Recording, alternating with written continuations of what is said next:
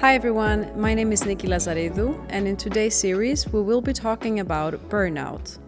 It's called the silent epidemic of our times. Burnout is currently affecting many people in many different fields. Today, in these 3 episodes, we will be discussing various reasons that can take you down that path, signs and red flags to look out for, and I will be sharing some personal examples of my own experience with burnout. I really hope you enjoy our series. Thank you for watching.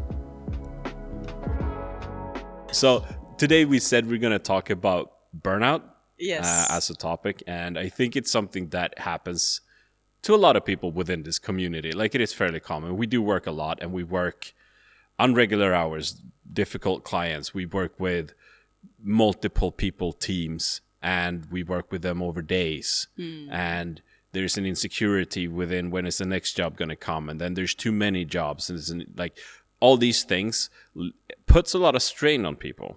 Yeah. And then looking in from the outside, from somebody who's maybe not in the creative field, everybody thinks, oh, well, that's a creative job, like you must love what you do, and then like that's supposed to like justify working 16, 14, 15 hours a day, and then you have to get up the next day and do the same. So this is what we decided to talk about today. So what are your thoughts initially on this? Well, my thoughts initially is that just because we do the thing we love, everybody's expecting that we're not the ones who's going to burn out. We're not the ones who are actually struggling with these things because we are enjoying being on set. We're enjoying working with what we love.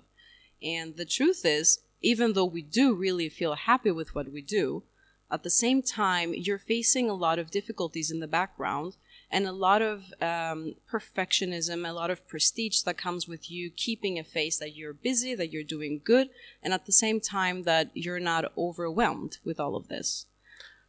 No, because of course you're not supposed to be overwhelmed with doing what you love. Exactly. Like, you're not supposed to. Like, you get to do what most people dream about doing. And like, I come from the field where people say, well, what I do for work is what you do on your holiday. Right. Yeah, but it's still a job. Yeah, like, and exactly. it's still it's on you to produce what the client is paying you to produce. Like, the end product is on you only. Exactly. Which at the end of the day is a relief and a burden. It's a double-edged sword. Yeah, I mean, like, in the beginning when I first started doing this, I didn't have all of these worries on me. Like, it comes as you're doing the profession and more people are giving you more responsibilities as you go along the way. So, for example, when I first started out, I wasn't thinking that a bad hairdo or a bad makeup job or a model that is not comfortable is going to really reflect my value as a photographer. But the truth is, you're the one who gets all the credit for a good photo, and you're also the person who's going to get all the criticism for something not working out on the set. And some things you can control or readjust. With some experience, you might be able to jump in and correct things before they get too wrong. Or you might be able to adjust your casting to make your job easier. But at the end of the day, there are things like can go wrong that you can't really prevent. No, and then those things will land on your shoulders. Right. Because whatever team you put together the team. Exactly. So whatever happens, it's going to be on you. And then from the outside, then you have beginner photographers and general public that look in you and say, but you're so busy, you must be very successful. It must be great to be so successful.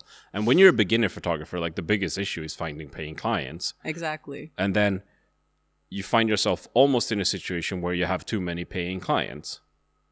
And that can be a little bit of a pressure as well, because you don't want to skip those paying jobs because you still remember what it was like before you had them.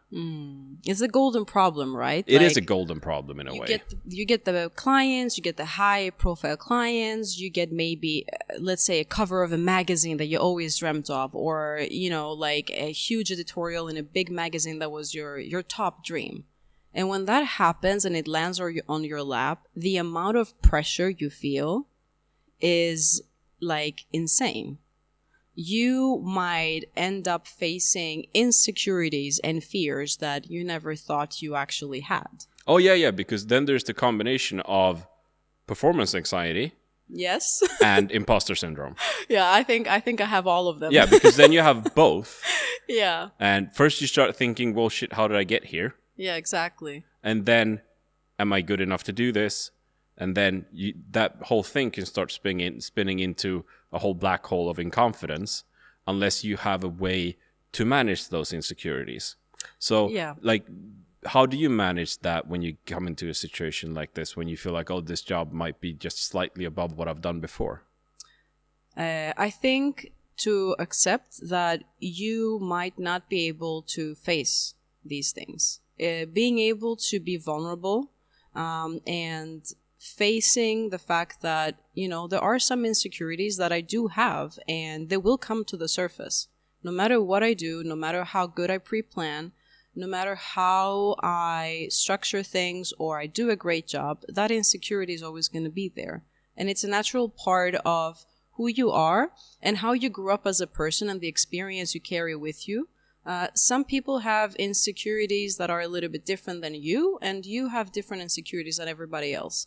And I kind of prepare myself mentally that, under a lot of pressure or doing something that I really look up to and I really love, I might still have those moments where I might end up crying about something, or I may end up like sweating something that I thought would come natural or I would super enjoy. Like even like 2 minutes before we started doing this podcast, like in the beginning of the recording, I started literally like sweating because I felt like I wasn't doing a good job at answering your questions. And it's so stupid because I mean, at the end of the day, it's just answering a question, like, genuinely. Yeah, exactly.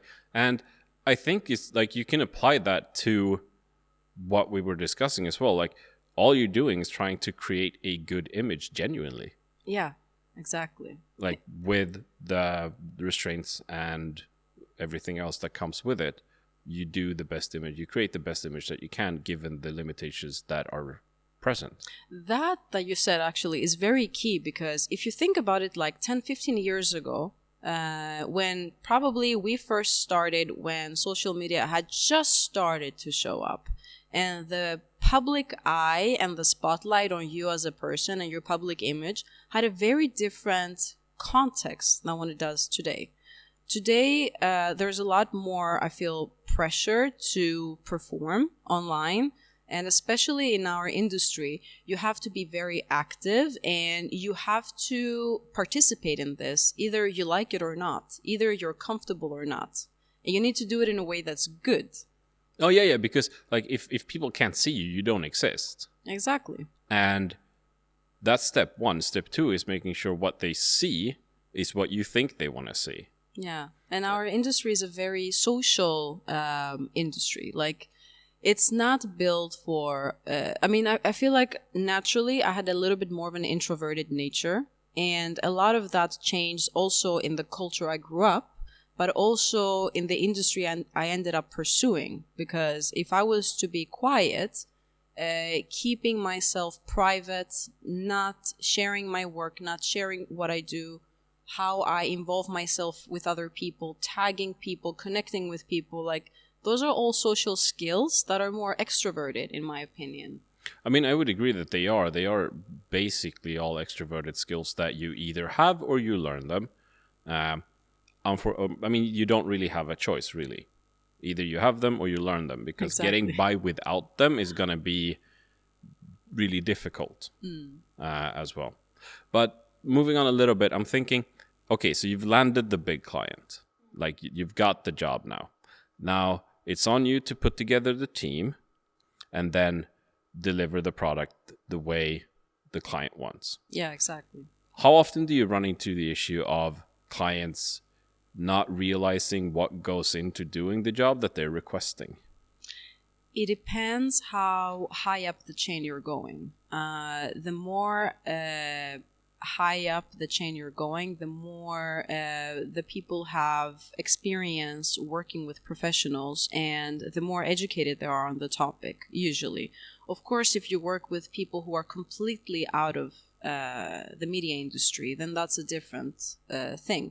But if you work with people who are a part of this industry, I mean, then it's not as hard to explain to them that, there's a lot of additional work that is going in this additional thing that you're asking, or maybe they understand more in-depth concepts of, they're making a request, and then they understand the extra work that is going to go in for that. Yeah, because it's one of the stressors that I hear photographers talk about a lot is having to educate clients. Clients not knowing that, okay, so if we book this shoot, can we also do this? Like, okay, so we're going to shoot all these clothes today, but can we also do the bracelets? Yeah. And the necklaces as well? I mean, I've had I had the outfits booked for like 3 days of shooting, and the outfits almost doubled. Yeah, exactly. Like things like that. Like people throw in extra things. People don't realizing that, okay, so the setup that we've decided for the clothes and the whole concept that we decided on, like it doesn't apply to the extra things that you're asking me for. But sometimes you can't educate them. Sometimes It's not possible, right? No. Some people will just try to insist on getting what they want until you give them something. But then that stressor is also, what I am now delivering is not as high quality as I would have been able to do given the right circumstances. I think that's the thing. Like, that's the thing that stresses you. There are no excuse given. So your quality still has to be high. And even though the quantity of the outfits might have doubled, they're still expecting that every single frame to look like an editorial picture, because that's what you have on your social media account and your portfolio. So there is no grace for you as a photographer. There is no understanding. And sometimes even if you were to explain that, the client wouldn't really listen to that. They wouldn't be able to comprehend that answer, and they would still expect the quality to be where it's supposed to be, even if the workload is double. Yeah, exactly. But then you also have the idea of doing a lot with a little. Yeah. Like, people are expecting that editorial picture that you have on your social media, but they don't know what went into creating that. Exactly. Like, how many hours of location scouting, model scouting, finding your team, finding the people to bringing them to the location, and shooting on that day, being lucky that the weather was good that day, or the weather was the way you wanted it to be, and it worked for the images. Exactly. Clients not knowing all of the factors and still expecting the same results. Yeah, and everything circles back to you as a photographer. Oh, yeah. Everything is on you. Yeah, exactly. It never even goes the weather. Back. Yeah, I mean, everything is on you. Like, and if something was to go wrong, like legally with a place, that suddenly you found out there is some form of license that needs to happen, or maybe, I don't know, it was suddenly raining and you didn't come up with a plan B for that, or suddenly, I don't know, there is a hurricane in that area and you didn't foresee that. Like, everything ends up being like, everybody just turns around and looks at the photographer and like, you're standing there, you're like, I'm only human as well. Like, there's only so much that I can coordinate. But the interesting thing is, like, the photographer shouldn't actually be someone more responsible than a makeup artist. But we have actually been allocating that workload on the photographer. That's very true. Like, if you look back again 10, 15 years, the industry was different. Yes. But there was a lot less photographers. True. But what happened was that a lot of the things that was once allocated to producers and art directors now end up on you as well. So it increases your workload with each shoot that you do, because you're taking on multiple roles. Exactly. Most of the time you are producing the shoot as well as shooting it, which means that it also ends up on your head to make sure that everybody gets fed, for example. Yeah, a minor detail, but I mean, it's an important one. Yeah, I mean, if you're shooting the whole day... Yeah, making sure that people don't get cold. Where are they going to change? Are they going to be warm where they're going to change? Is it going to be clean enough? Is it a safe space for someone to leave their stuff? Like, so many details. Even like a schedule and a detailed call sheet. Like, there's so many things that are falling on you, but people do not really see that. They see you going happily with your camera in a beautiful palace and taking some nice photos on a sunny day with beautiful dresses. But they don't know what has happened all the way till you got to that point and what's happening during the shoot as well. No, because like the run up to a shoot like that is usually very long. Yeah. Like, and maybe it even involves like going to the location beforehand, test shooting. What's the light going to be? At what time of day do we need to shoot to get that light for that? Do we need permits? Do we need to talk to the owner of this palace? Like, who are they and where are they located? Like, okay, how are we bringing everybody? All of these things is the run up, and then people see the highlight.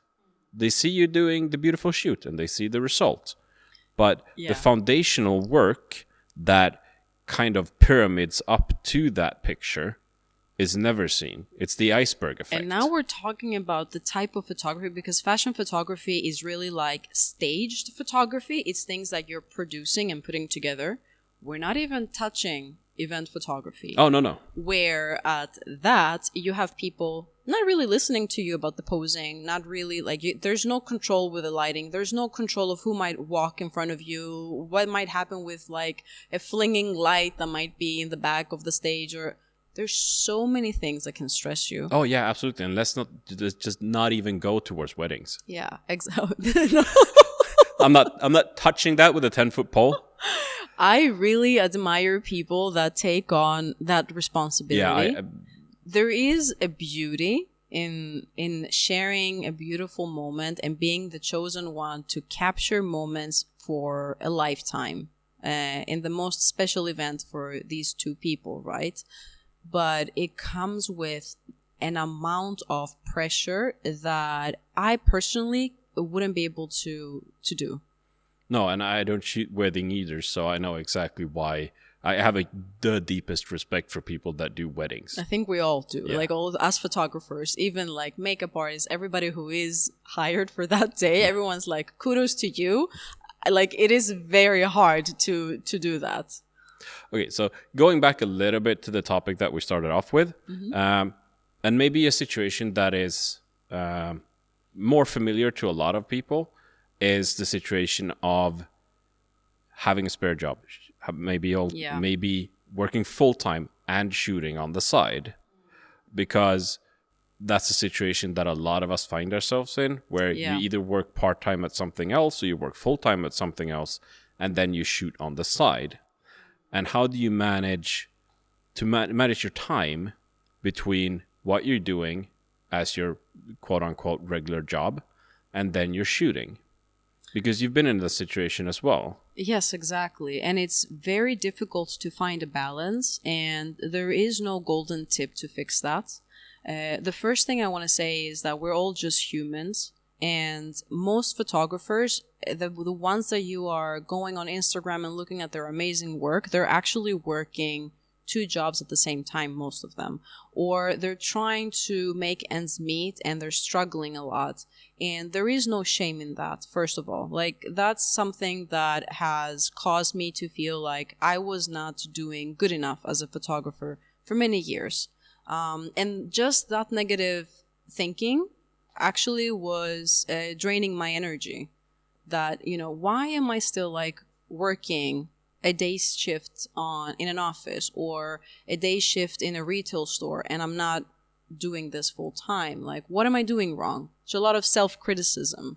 Yeah, and I think that's maybe a reflection that a lot of people don't do, is that when you're looking at all these exceptional photographers on Instagram that you follow, most of them don't do this full time either. But all you see is their highlight reel. All you see is the work that they choose to publish, and then you don't think about the fact that, maybe these people are also working. Maybe they're in the same situation as me, where I am working full-time and shooting on the side. Exactly. And it is a difficult thing to balance, because it's not only about energy, it's also about attention.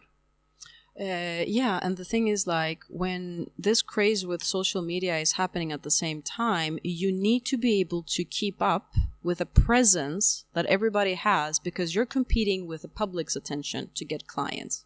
So if I was to work somewhere full time and just do 1 shoot per month or 1 shoot every 2 months, I wouldn't be burned out. But if I have to produce something really high quality and put a lot of time in pre-planning and post-production, and spend many hours on a set once every week or every 10 days, then you're looking like at a very tough quarter or year. And for how long are you going to do that? Yeah, and how long are you being like? How long would you be able to maintain that? Like simply because you're competing with the public's audience, because you sort of need the public's eye to make sure that the people that are actually going to give you the jobs are going to see you. Yeah, exactly. Because if there's not enough people from the public seeing your pictures and liking them, the people that are going to give you the jobs, they're not going to see your pictures. So you're like, it's a moment... Catch-22. Exactly, yeah. So like, if you don't have a lot of presence, you don't get the clients. But when you do get the clients, you don't have enough time to produce. So it's just like this, like, where do you find the balance? And the truth is, there's not a lot of balance to be found there. It's very difficult. And I would say, like, the best thing to do, and this is very hard to do, try to space out as much as possible these productions. But in cases that it's not possible, like, maybe sometimes it's important to be able to say no. Some clients. I mean, sometimes, yeah, because you can't say yes to everybody. We all wish we could, right? But and this is another thing that I was thinking about when we talk about this. When you're talking about attention and people wanting your attention as well, if attention goes the other way, but if you're also working full-time or part-time for that matter, some clients don't realize that you also work. Yes. All of a sudden you end up in a situation where clients consider you unreachable, because when they have an issue, they reach out and they expect you to be just waiting for their call, waiting to reply to that email. And then you're at work. And then maybe the time you have to answer that email is going to be late at night or the next day, which to a client very often is too late. Exactly. I mean, I have had experiences where I didn't respond to a client for, like, I think it was 45 minutes. And I lost the client because they were like, I wasn't reachable.